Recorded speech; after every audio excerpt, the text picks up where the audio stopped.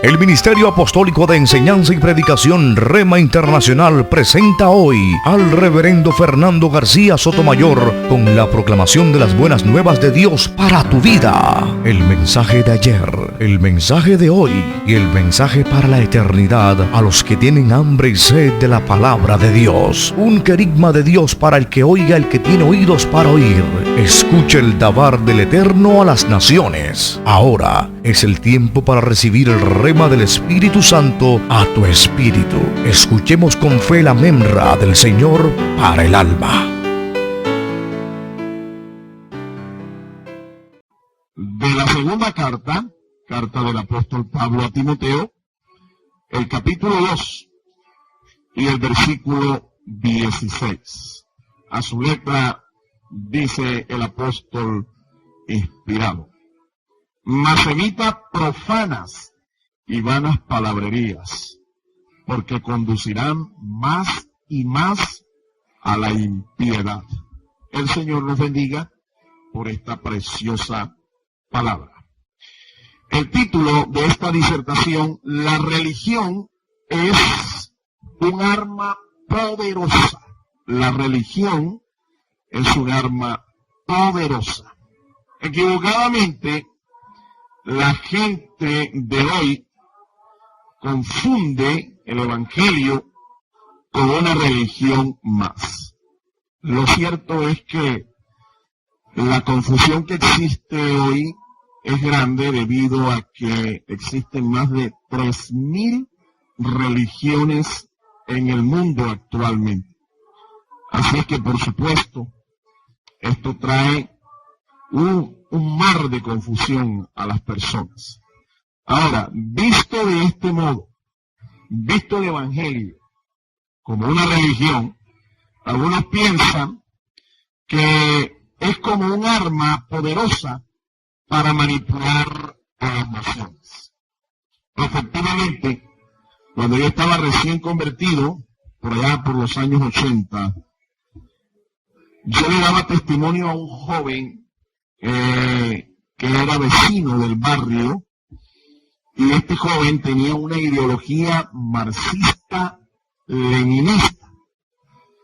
Y cuando yo le hablaba del Evangelio, él me decía: no puedo aceptar esa religión, porque Carlos Marx dice que la religión es el opio de los pueblos.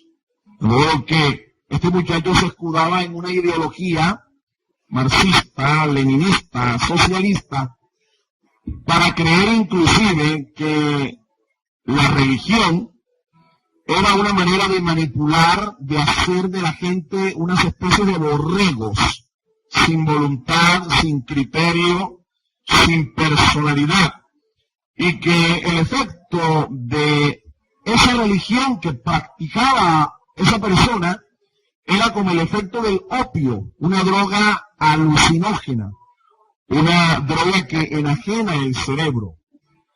Bueno, en verdad que en este siglo XX que ha terminado, nosotros hemos visto la proliferación de muchas religiones que tienen ese efecto narcotizante. Pero hay algo que queremos dejar en claro desde el inicio de esta disertación. Muchos al ser evangelizados preguntan: ¿a qué religión pertenece usted? Como si el Evangelio fuera una religión más. Quiero aclarar entonces que el Evangelio no es una religión. El Evangelio son las buenas nuevas de salvación en Jesucristo. El mensaje, la buena noticia de que Dios ha perdonado nuestros pecados por la fe en la obra de nuestro Señor Jesucristo. De modo que el Evangelio plantea una relación. El Evangelio plantea un estilo de vida nuevo, diferente, con una serie de cambios que empiezan a originarse desde el corazón, es decir, desde el interior hacia afuera. No es presentado en la Biblia el Evangelio como una religión. Normalmente a los jóvenes de hoy, cuando se les predica el Evangelio, ellos piensan que el Evangelio es un cuento de hadas, una fábula, una leyenda, un mito, y que ese cuento es para las viejas y para los viejos. Muchos jóvenes, al presentárseles el Evangelio, dicen: yo tengo una vida por delante. De pronto me convierto algún día, pero cuando ya yo haya vivido la vida. Esto es algo ilusorio, esto es algo vano, y realmente obedece a la ignorancia de lo que significa disfrutar de las buenas nuevas del Evangelio de salvación en Cristo Jesús.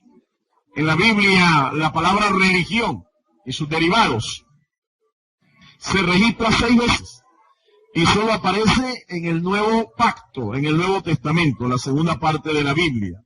No aparece esta palabra en el Antiguo Pacto. Las escrituras antiguo testamentarias. El significado que se le da a esta palabra es doble. Un primer sentido es el externo, el litúrgico, el ritualista, y otro es el sentido espiritual o interior. Algunos han entendido que solo guardando el primero, es decir, la liturgia, el sentido externo, solo guardando este primer aspecto o significado es suficiente para agradar a Dios. Y por eso creen que ser cristiano es equivalente a ser religioso o ser miembro de una religión. Pero la Biblia enseña sobre lo que es la religión verdadera. Y quiero aclararte más adelante que realmente nosotros no somos religiosos. La Biblia revela a aquel que cree en el Señor, que cree en el Evangelio de Jesucristo como una persona piadosa. Así es que no somos religiosos, somos piadosos. En primera instancia, la Biblia enseña que para los griegos la palabra religión era equivalente a un sistema de idolatría. Para los griegos, una religión era un sistema de idolatría. Y los griegos tenían su panteón, en el cual tenían un dios principal y muchas divinidades. Posteriormente, ese panteón mítico de los griegos fue asimilado por los romanos. Los griegos representan a la gente culta, la gente intelectual, a los sabios de este mundo, entre comillas. Se dice que la cuna de la civilización moderna es Grecia y que el camino para llegar a Dios no era a través del conocimiento de su palabra, de la teología como ciencia, sino de la filosofía. Los griegos afirmaban que a Dios se podía llegar, pero era a través del razonamiento filosófico. Y creían que la filosofía era la madre de las ciencias. ¡Qué error tan craso! Ahora, hoy en día existe gente con este espíritu.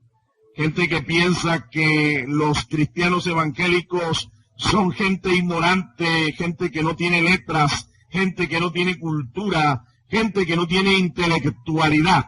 Y por eso muchos rechazan el evangelio. Porque piensan que el evangelio es para ciudadanos de segunda y tercera categoría. Los griegos adoraban a muchos dioses. Vamos a leer en el libro de los Hechos de los Apóstoles, el capítulo 17 y el versículo 16, cómo da testimonio la palabra de Dios que esta gente adoraba a muchos dioses.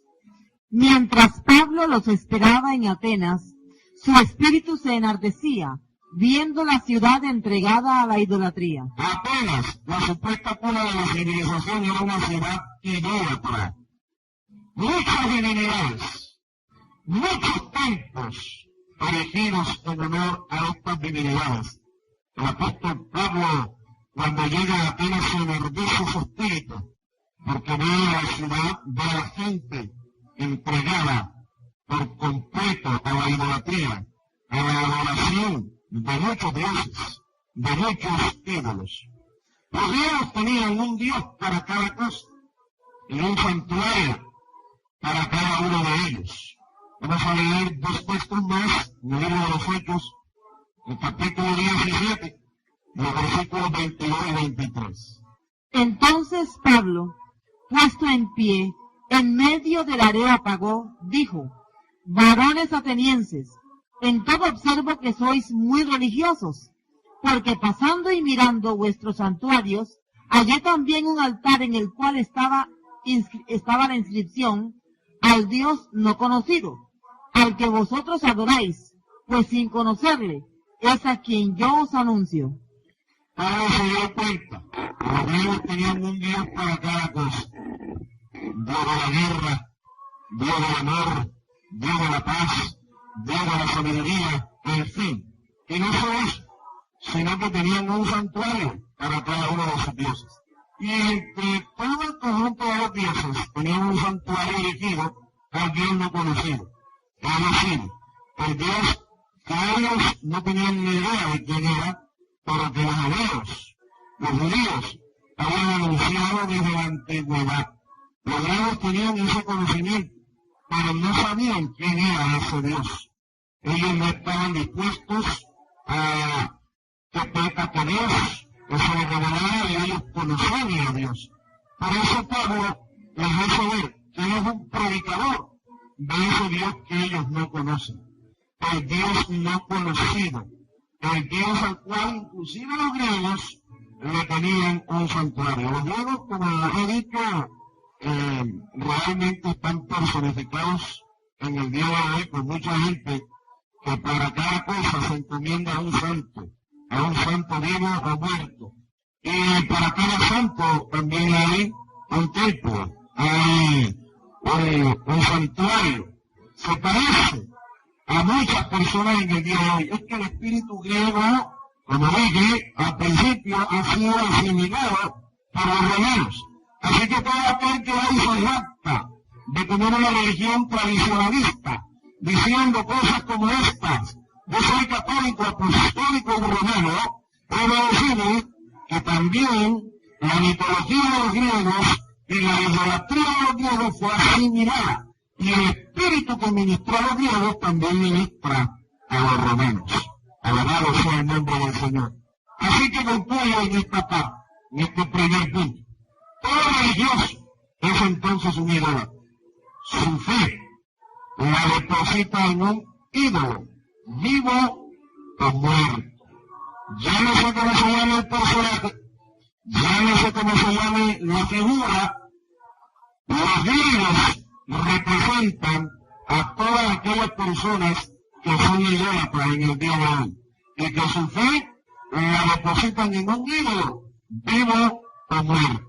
En segundo lugar, la Biblia enseña que para los romanos la religión es un medio de sumisión social, un medio para mantener a las masas sometidas. Esto era la ideología de los romanos. Para los romanos la política era el símbolo del poder y la religión era el símbolo de la sumisión. Vamos a leer un texto bíblico. El libro de los Hechos, capítulo 25, verso 18. Repito, los romanos creían que la política era el símbolo del poder. Por eso ellos anhelaban del poder. Anhelaban los círculos gubernamentales. Y la religión era símbolo de sumisión. Así que todo aquel a que ellos querían someter, sencillamente le dejaban practicar una religión, cualquiera que sea. Hechos 25, 18 dice la palabra del Señor. Y estando presentes los acusadores, ningún cargo presentaron de los que yo sospechaba. Sigo leyendo el texto en el verso 19. Sino que tenían contra él ciertas cuestiones acerca de su religión y de un cierto Jesús ya muerto, el que Pablo afirmaba estar vivo.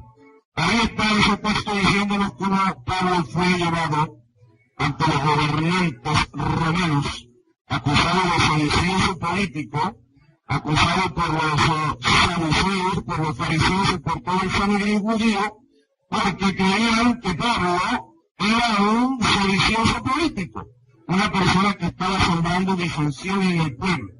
Cuando fue llevado al gobernante, Herodes Agripa, Herodes lo recibe y dice: yo no veo que este hombre tiene realmente ninguna causa por la cual estar aquí, excepto por unas cuestiones de su religión. Se nota el espíritu despectivo de este gobernante cuando se refería a Pablo y la acusación por la cual Pablo realmente estaba allí, no por un asunto político, sino por un asunto religioso. Es que repetimos, estos personajes creían que si usted era una persona que entendía lo que era el poder político, usted iba a estar allí porque eso es un símbolo que lo mantenía usted en un estatus social alto. Pero aquel que se identificaba con una religión era una persona sumisa, y debía ser una persona sumisa, es decir, una persona inferior, una persona de segunda clase. Un romano llamado Festo fue quien relacionó a Jesús de Nazaret con una religión. Vamos a ver el libro de los Hechos, capítulo 25, verso 19. Hechos de los Apóstoles, capítulo 25, y el versículo 19. Sino que tenían contra él ciertas cuestiones acerca de su religión, y de un cierto Jesús ya muerto, el que Pablo afirmaba estar vivo. Bien, ahí está. ¿Quién dijo esas palabras? Las dijo Festo, un gobernante romano. Y él fue el que asoció a Jesús con una religión, porque Pablo predicaba, no a una religión, predicaba a una persona, a un Jesús de Nazaret que había muerto, pero que estaba vivo, había resucitado. Así que este hombre es un gobernante, su nombre es Festo, quien relaciona a nuestro Señor Jesucristo con una religión. Esto no lo relacionamos nosotros con una religión. Los predicadores sanos, los predicadores ortodoxos de la palabra de Dios, sabemos que el nombre de Cristo no es una religión, ni representa una religión. Se nos llama cristianos a los que creemos en Cristo, pero no porque tengamos una religión, sino porque tenemos una relación personal, una relación viva, una relación consciente. Nuestro Dios está vivo, es real, y tenemos con Él una comunión personal y genuina. Quiero aplicar aquí en este segundo aspecto, este segundo punto. Todo religioso entonces es tradicionalista y su fe no la basa en la palabra de Dios. Tengan muy en cuenta esa palabra, la palabra tradición. Todo aquel que basa su fe en una tradición es nada más y nada menos que un religioso dominado por un espíritu romano. En tercer lugar, para los judíos la religión era su modo de vida.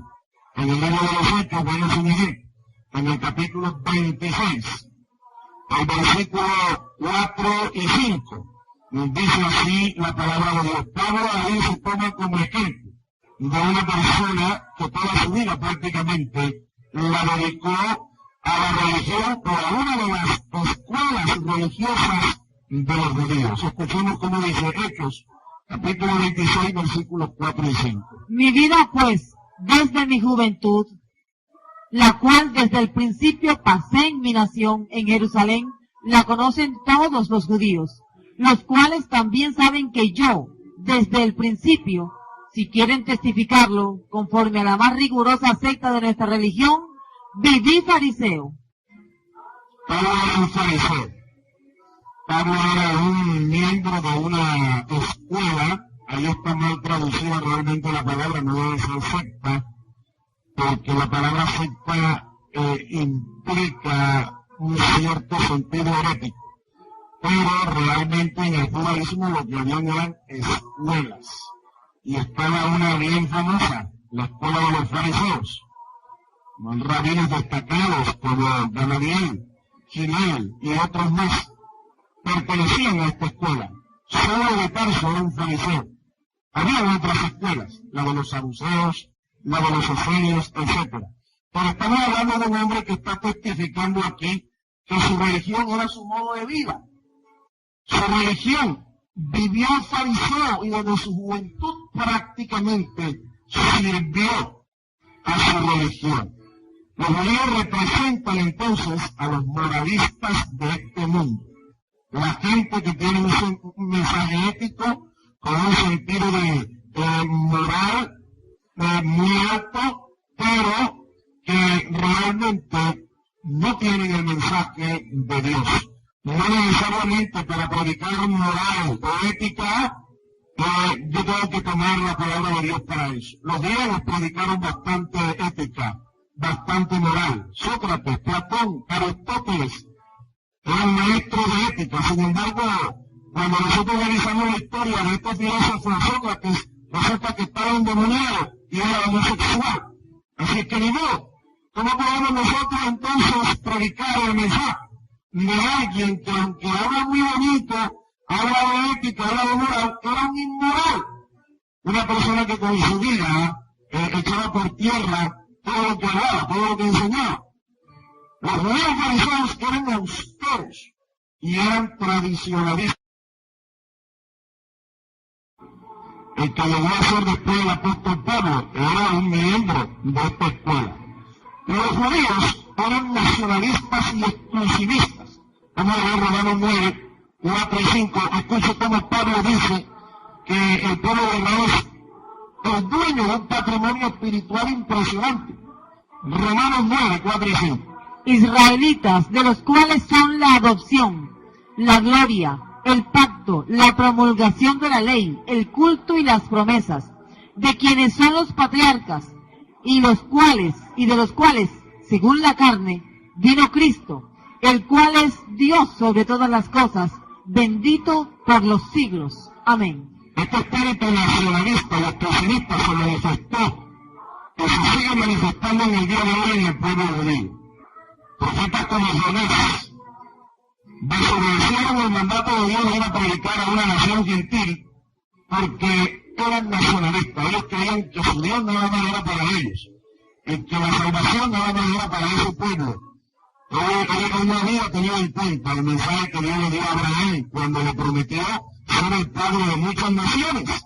Y no solamente naciones que saldrían de su lomo, sino naciones que creerían de la misma manera en que él creyó en el Señor, que manifestarían la misma fe. Gentiles que creerían de la misma manera que Abraham creyó. Jonás se resistió a esto porque era nacionalista. Y el pueblo de Israel en el día de hoy inclusive piensa que su Dios es exclusivo para ellos. Y que todos los demás pueblos de la tierra son perros, son paganos, son gentiles, son unos bárbaros que no merecen la salvación. Y consideran a todo aquel que no es judío de esta manera. Excluyente. Los excluyen del reino de Dios. Alabado sea el nombre del Señor. Un gobernante llama a un infiel judío, le llama cristiano. Escuche cómo dice en el libro de los Hechos, capítulo 26, los versos 3, 27 y 28. Mayormente porque tú conoces todas las costumbres y cuestiones que hay entre los judíos, por lo cual te ruego que me oigas con paciencia. ¿Crees, oh rey Agripa, a los profetas? Yo sé que crees. Entonces Agripa dijo a Pablo, por poco me persuades a ser cristiano. Este rey estaba examinando la causa por la cual acusaron al apóstol Pablo. Y finalmente fue este hombre, un rey infiel, el que llama a un judío cristiano. No era la primera vez que lo llamaban así. A los cristianos la primera vez lo llamaron así en una ciudad llamada Antioquía de Siria. Antioquía de Siria, por primera vez. Libro de los Hechos, capítulo 11, versículo 26. Pero aquí, este hombre se refiere a Pablo como un cristiano. Y le dice, por poco me persuades a ser como tú, a ser un cristiano. Alabado sea el nombre del Señor. Fue un gobernante, el que llamó cristiano a un seguidor de Jesucristo. Por eso en el día de hoy se le llama cristianos a todos los que siguen a Cristo. Pero en aquel entonces esa palabra tenía un sentido peyorativo. La palabra cristiano significa literalmente un conectado. Era que se le llamara cristianos también a aquellos que cultivaban la la fruta de la oliva, el fruto de la oliva, y que la procesaban y que producían aceite y otros derivados del aceite. Aquellos que trabajaban en estos huertos procesando el fruto de la oliva, ellos se impregnaban de ese olor porque el olor del olivo es fuerte. Así es que cuando el rey Agripa se refiere a Pablo como un cristiano, lo está haciendo de una manera peyorativa, de una manera burlesca. Le está diciendo, por poco me persuade a hacer un untado más. Uno buena, aceite de oliva. Alabado sea el nombre del Señor. Pero este hombre realmente estaba diciendo una gran verdad. Es que los cristianos tenemos que oler a Cristo. Tenemos que oler a su Espíritu. Este es un olor grato. Y es un olor que manifiesta el conocimiento de Dios a aquel que está en ignorancia. Pablo fue confundido con un religioso. Pero él declaró que su fe estaba en Jesucristo y no en una religión. Así que todo religioso es hipócrita. Vive una fe de doble cara. Vive para el mundo, pero también quiere vivir para Dios. En cuarto lugar, la verdadera religión según Santiago. Estamos refiriéndonos a Santiago apóstol, el hermano del Señor, el primero que fue el pastor, el primer pastor que tuvo la iglesia en Jerusalén. Santiago representa a todos los cristianos piadosos. Para Santiago la religión no es una charlatanería. Santiago 1:26, leamos lo que dice la palabra del Señor. Si alguno se cree religioso entre vosotros y no refrena su lengua, sino que engaña su corazón, la religión del tal es vana. Y dice el apóstol Pablo, escribiéndole a los Corintios, en su primera carta. Vamos a leer dos pasajes, el capítulo 2, verso 4 y el capítulo 4, versículo 20. Y ni mi palabra ni mi predicación fue con palabras persuasivas de humana sabiduría, sino con demostración del Espíritu y de poder. Y dice también el apóstol, agregando en el capítulo 4, versículo 20, está diciendo que la fe nuestra, la fe cristiana evangélica, no es charlatanería, no es bla, bla, bla, bla. Es poder de Dios. 1 Corintios 4:20. Porque el reino de Dios no consiste en palabras, sino en poder. Para Santiago, para Pablo, la religión entonces no era bla, bla, bla, no era charlatanería. La religión no es perfección o tampoco impecabilidad. Algunas personas piensan que los cristianos son impecables. Santiago 1, vamos a leer Jeremías 17, 9 y 10. Escucha lo que dice el profeta Jeremías, un profeta de la antigüedad en Israel, con respecto a lo que hay en nuestro corazón, aún siendo cristianos, aún siendo hijos de Dios. Jeremías 17, 9 y 10. Engañoso es el corazón más que todas las cosas y perverso. ¿Quién lo conocerá? Yo, Jehová, que escudriño la mente, que pruebo el corazón, para dar a cada uno según su camino, según el fruto de sus obras. Entonces, como usted puede ver, lo que el profeta está revelando aquí acerca de lo que hay en el corazón del hombre es terrible. El corazón del ser humano es engañoso, es perverso, está degenerado. Y usted me dirá, pero ¿y acaso cuando uno se convierte al Señor, el Señor no cambia nuestro corazón, no nos resucita espiritualmente, no nos regenera? Correcto, eso sucede, eso ocurre, hay una regeneración, pero eso no significa que la antigua naturaleza dominada por nuestro corazón ya murió o desapareció. Antes, por el contrario, comienza una lucha interna en nosotros por tratar de hacer la voluntad de Dios conforme a la nueva naturaleza que hemos recibido o hacer la voluntad de nosotros mismos, obedecer la carne y vivir en la carne. Vamos a seguir escuchando de acuerdo a lo que la Biblia nos dice, Santiago específicamente acerca de lo que es la verdadera religión, enfocándonos evidentemente en el aspecto interno de lo que esta palabra significa. Y ya hemos explicado que se refiere a vivir una vida piadosa en Cristo Jesús. Sigamos escuchando lo que dice Santiago, el hermano del Señor, el pastor de la iglesia de Jerusalén. Santiago 1:27 dice así: la religión pura y sin mácula delante de Dios el Padre es esta: visitar a los huérfanos y a las viudas en las tribulaciones y guardarse sin mancha del mundo. Es evidente que lo que el pastor Santiago está diciendo aquí es que la verdadera religión no es bla, bla, bla, no es habladuría, no es charlatanería, no consiste en la práctica de rituales, de culto, no, sino que consiste más bien en hechos, en obras, en buenas obras.